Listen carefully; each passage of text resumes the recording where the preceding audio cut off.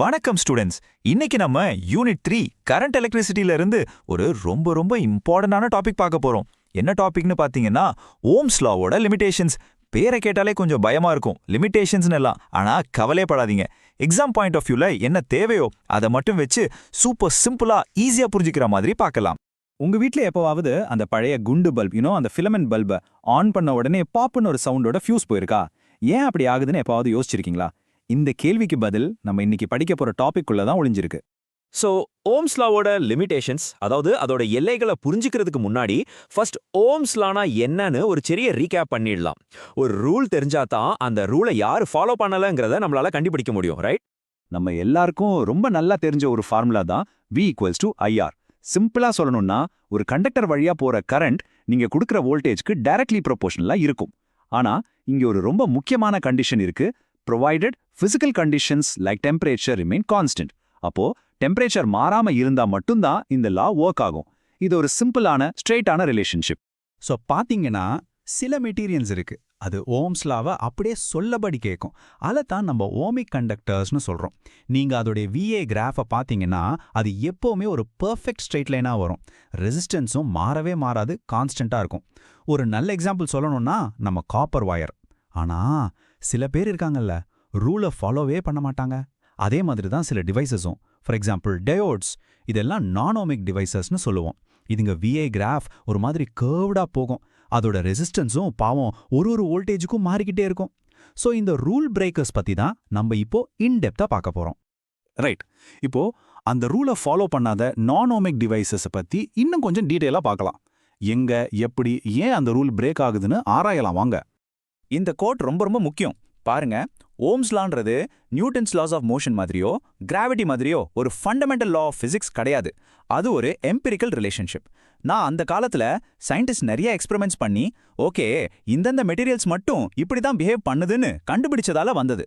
So இது உலகத்தில் இருக்க எல்லாத்துக்கும் பொருந்தோன்னு நம்ம நினைக்கக்கூடாது. அப்போ நான் ஓமிக் டிவைஸ்னா என்ன? ரொம்ப சிம்பிள்.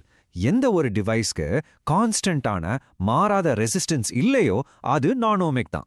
இங்க வோல்டேஜ்க்கும் கரண்ட்டுக்கும் உள்ள ரிலேஷன்ஷிப் ஒரு ஸ்ட்ரெயிட் லைனா லீனியரா இருக்காது. ஓகே, ஆனா ஏன் இந்த ரூல் பிரேக் ஆகுது? ஜஸ்ட் பிரேக் ஆகுதுன்னு சொன்னா எக்ஸாம்ல மார்க்ஸ் வருமா? வராது.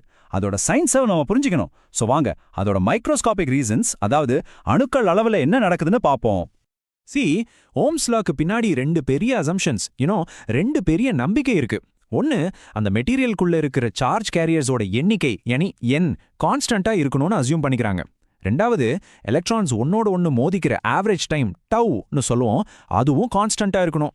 எப்போ ஹை டெம்பரேச்சர்னாலேயோ இல்ல ரொம்ப அதிகமான வோல்டேஜ் கொடுக்கறதுனாலயோ இந்த N ஆர் இந்த டவ் மாறுதோ, அப்ப அந்த செகண்டே ஓம்ஸ் லா ஃபெயில் ஆயிடும். ஓகே, இப்போ தேறி போதும். நம்ம ஆரம்பத்துல கேட்ட அந்த கேள்விக்கு வருவோம். அந்த பழைய ஃபிலமெண்ட் பல்ப், அது நான்-ஓமிக் பிஹேவியருக்கு ஒரு பெர்ஃபெக்ட் ரியல் வேர்ல்ட் எக்ஸாம்பிள். இங்க வில்லன் யாரு தெரியுமா? இந்த இன்ரஷ் கரண்ட்.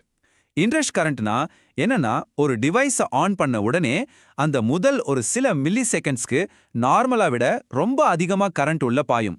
அதுக்கப்புறம் தான் கரண்ட் நார்மல் ஆகும். அந்த கொஞ்ச நேரத்துக்கு வர்ற அந்த பெரிய கரண்ட் சர்ச்சுக்கு பேர் தான் இன்ரஷ் கரண்ட். இப்போ ஒரு லைட் பல்ப் நல்லா எரிஞ்சுக்கிட்டு இருக்குன்னு வச்சுக்கோங்க. அப்போ அந்த ஃபிலிமெண்ட் ரொம்ப ஹாட்டா சூடா இருக்கும்.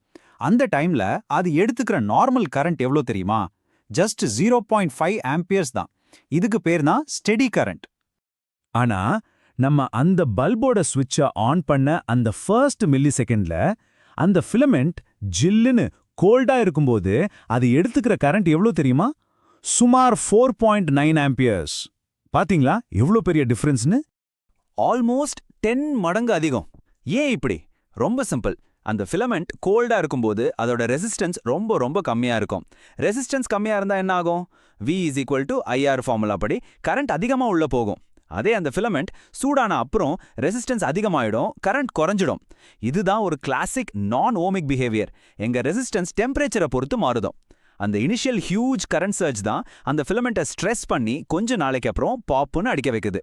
பல்பு மட்டும் இல்ல, நம்ம யூஸ் பண்ற எல்லா மாடர்ன் எலக்ட்ரானிக்ஸ்லயும் இந்த நான்-ஓமிக் ஹீரோஸ் தான் இருக்கும். டயோட்ஸ், LEDs, டிரான்சிஸ்டர்ஸ், தெர்மிஸ்டர்ஸ், பேசிக்லி எல்லா செமிகண்டக்டர்ஸும் நான்-ஓமிக் தான். நல்லா புரிஞ்சுக்கோங்க, இந்த நான்-ஓமிக் ப்ராப்பர்ட்டி ஒரு குறை கிடையாது. இன்ஃபேக்ட் இதுதான் நம்ம மொபைல் ஃபோன்ஸ்ல இருந்து கம்ப்யூட்டர்ஸ் வரைக்கும் எல்லா மாடர்ன் டெக்னாலஜிக்கும் அடிப்படையே. ஓகே ஸ்டூடெண்ட்ஸ், பென்சில் எல்லாம் ரெடியா வச்சுக்கோங்க. இது எக்ஸாம் பாயிண்ட் ஆஃப் வியூல ரொம்ப முக்கியமான செக்ஷன்.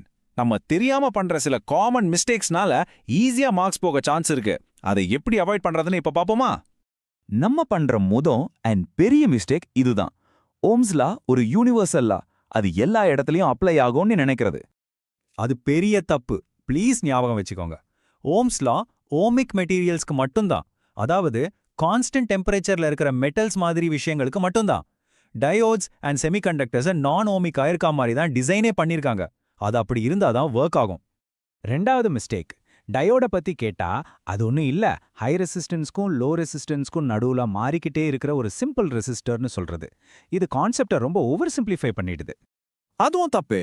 ரிமெம்பர், ஒரு டயோடோட VI ரிலேஷன்ஷிப் லீனியர் கிடையாது, அது எக்ஸ்போனென்ஷியல்.